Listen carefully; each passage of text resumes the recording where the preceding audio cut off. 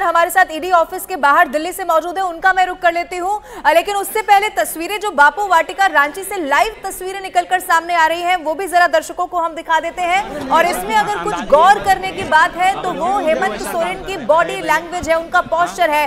क्योंकि ऐसे वक्त में जब चारों तरफ से खबर सामने आ रही है कि उन पर गिरफ्तारी की तलवार है, उनके राजनीतिक भविष्य में खास तौर पर सरकार वो चला रहे हैं, उस पे यहां पर संकट हो सकता है। लेकिन इन सबके बीच में आप देखिए कि अब जानकारी अंदर खाने यही है कि कल वो क्या ईडी का सामना करता है। लेकिन इन सबके बीच में आपको यह भी बता दें कि तेजस्वी यादव से भी लगातार पूछताछ हो रही है। और इसी खबर पर ज्यादा जानकारी के साथ हमारे साथ चंद्रमोहन लाइव मौजूद है, उनका रुख कर लेते हैं। चंद्रमोहन, यहाँ तो तस्वीरें हम देख रहे हैं, बॉडी लैंग्वेज तो बहुत बढ़िया दिखाई दे रही है। तेजस्वी यादव को लेकर क्या खबर है? पूछताछ अभी भी चल रही है? बिल्कुल, देखिए 4.5 घंटे से ज़्यादा का वक्त हो गया है और ये सामने ईडी का दफ्तर है जहां पर दूसरे फ्लोर पर तेजस्वी यादव से पूछताछ चल रही है। दिल्ली के अधिकारी पहुंचे हैं, पटना के जो ईडी के अधिकारी हैं वो लगातार पूछताछ कर रहे हैं। तो वहीं बिल्कुल ईडी दफ्तर के ठीक सामने एक मंदिर है, दादी जी सेवा समिति। तस्वीरों में आप साफ तौर पर देख सकते हैं जो भी आरजेडी के विधायक हैं, सांसद हैं और परिवार के लोग हैं, वो यहाँ पर इस कैंपस में बैठे हुए हैं। तमाम लोग तस्वीरों में आप साफ तौर पर देख सकते हैं। और सुबह से ही यह हुजूम यहाँ पर देखने को मिल रहा है। जैसे ही यह बात सामने आई कि तेजस्वी यादव ईडी दफ्तर पहुँच सकते हैं, पूछताछ के लिए उनको ईडी ने बुलाया है, उसके बाद से ही यहाँ पर जो पार्टी के कार्यकर्ता हैं उनके आने का सिलसिला शुरू हो गया। और तमाम जो विधायक हैं और सांसद हैं वो यहाँ पर पहुँचे हुए हैं। तस्वीरों में आप साफ तौर पर देख सकते हैं मीसा भारती जो लालू यादव की बड़ी बेटी हैं। कल भी जब लालू यादव यहाँ पर पहुँचे थे उस समय ही मीसा भारती साथ में पहुँची थी। और जब तक लालू यादव ईडी की पूछताछ से फ्री नहीं हुए, निकले नहीं, तब तक यहीं पर मीसा भारती बैठी रहीं। और अब से थोड़ी देर पहले तेज प्रताप यादव यहाँ पर पहुँचे थे तो मनोज झा उनके ठीक बगल में बैठे हुए हैं। और मीसा भारती के दाहिने तरफ सुनील सिंह जो एमएलसी हैं वो बैठे हुए हैं। और जो तमाम पार्टी के विधायक हैं, एमएलसी हैं, वो इसी कैंपस में बैठकर इंतज़ार कर रहे हैं कि कब तेजस्वी यादव अंदर से निकलेंगे और फिर यहाँ से ये सभी लोग साथ जाएंगे। तेजस्वी यादव के ऊपर ज़मीन देकर नौकरी देने का आरोप है। और उसी मामले में लालू यादव जब रेल मंत्री थे तब यह आरोप लगा कि पद का दुरुपयोग करते हुए लालू यादव ने कई लोगों को नौकरी दी और उनके परिवार के लोगों से उन्होंने ज़मीन लिखा ली। और उसी मामले के जांच में यह बातें सामने आई है जिसमें खुद लालू यादव, तेजस्वी यादव, मीसा भारती, हेमा यादव और हृदयानंद चौधरी के साथ साथ जब कात्याल की गिरफ्तारी हुई उसके बाद यह मामला खुलकर सामने आया कि तेजस्वी यादव के नाम पर एक ऐसे कंपनी का डायरेक्टर बना दिया गया तेजस्वी यादव को, जिनमें पहले से कई लोगों से ज़मीन ली गई थी, कई मकान लिए गए थे। और उसके बाद जैसे ही तेजस्वी यादव को उस कंपनी में डायरेक्टर बनाया गया, जो पहले से उस कंपनी में डायरेक्टर मौजूद थे उन्होंने इस्तीफा दे दिया। तो ये पूरा जो कंपनी था वो तेजस्वी यादव के नाम से ट्रांसफ़र हो गया, जिसमें पटना में ज़मीन था, दिल्ली में ज़मीन था और इसके अलावा कई जगहों पर ज़मीन था। तो लालू यादव की झारखंड भी चलेंगे, रांची भी चलेंगे, वहाँ से भी जो तस्वीरें आ रही है बेहद खास तस्वीर है। हालांकि भले मुस्कुराने की कोशिश हो हेमंत सोरेन की, ये सबको मालूम है कि वहां सब कुछ ठीक नहीं है। मैं शंकर आनंद का रुख करती हूँ। शंकर आनंद, साल 2002 का मैं यहाँ अपने दर्शकों के सामने जिक्र करते हुए सवाल आपसे पूछूंगी। शिबू सोरेन को भी यही दिन देखने पड़े थे, उनको भी राज्यसभा सदस्यता पे भी खतरा था। आज उनके बेटे हेमंत सोरेन के ऊपर भी यही खतरा है कि शायद वो सीएम ना रहे और इसके लिए पूरी कोशिश।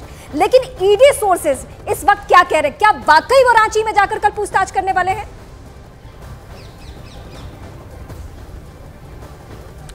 अभी एक हमारे सूत्र अधिकारी से मेरी बातचीत हो रही थी और यही इन्हीं तस्वीरों के बारे में भी जिक्र हो रहा था। तो उन्होंने एक शायराना अंदाज में कहा कि दिल तो रोता रहे पर आंख से आंसू ना गिरे। यह अंदाज उस तस्वीर को लेकर बताया गया कि अभी जिस तरह से मुख्यमंत्री हेमंत सोरेन के खिलाफ जिस तरह से शिकंजा कसने की एक तैयारी चल रही है, जिस तरह से पूछताछ करने की कोशिश की जा रही है, तो कहीं न कहीं एक इशारा जो है वो साफ है कि आने वाले दिनों में उनकी मुश्किलें बढ़ सकती हैं। हालांकि कल का वक्त जो पहले से ही मुकर्रर है पूछताछ के लिए, अब देखना लाजमी होगा कि कल क्या पूछताछ की प्रक्रिया में हेमंत सोरेन शामिल होते हैं या नहीं। और निश्चित तौर पर देखिए, जितना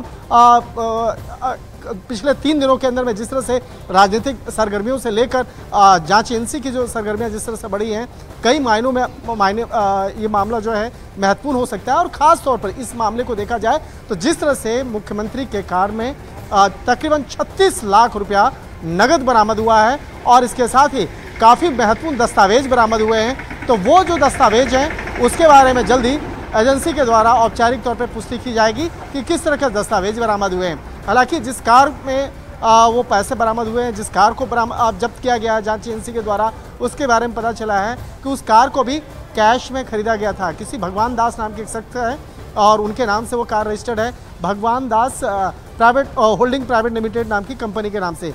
तो अब यहाँ पर जांच का दायरा अब आगे बढ़ता हुआ कि ये भगवान दास हैं कौन, जिनके नाम से वो कार थी, क्या उसके कार में पैसा कैसे आया, उस कार को मुख्यमंत्री हेमंत सोरेन कब से यूज़ कर रहे हैं और उनके दिल्ली वाले आवास पर कैसे वहाँ पे मौजूद था। तो इस तरह के कई सवाल हैं। तो एक मामला खत्म नहीं हुआ, दूसरा मामला सामने आ जा रहा है। जिस तरह से लैंड डील का मामला की अगर बात करें तो लैंड डील का मामला अभी उस मामले में पूछताछ होना बाकी है। इस मामले में अब तक कई लोगों से पूछताछ हुई है और ख़ास तौर पर पिछले कुछ दिनों पहले जिस तरह से कुछ अन्य आरोपियों की गिरफ्तारी हुई थी, जिसका संबंध सीधे तौर पर मुख्यमंत्री आवास के आसपास में रहने वाले कई लोगों के साथ में था। तो क्या मुख्यमंत्री के साथ में सीधे तौर पर वो आरोपी जुड़े हुए थे या नहीं, तो ये तमाम सवालों की जो फहरिस्त है वो तैयार हो रही है। एक और महत्वपूर्ण जानकारी देना चाहूँगा, इस वक्त में जो पूछताछ करने वाली जो टीम है उसके मुख्य आयु जो हैं वो अभी ईडी मुख्यालय में ही हैं। तो अभी वरिष्ठ अधिकारियों के साथ बैठकर चर्चा कर रहे हैं कि कल किस तरह के सवाल जवाब पूछे जाएंगे।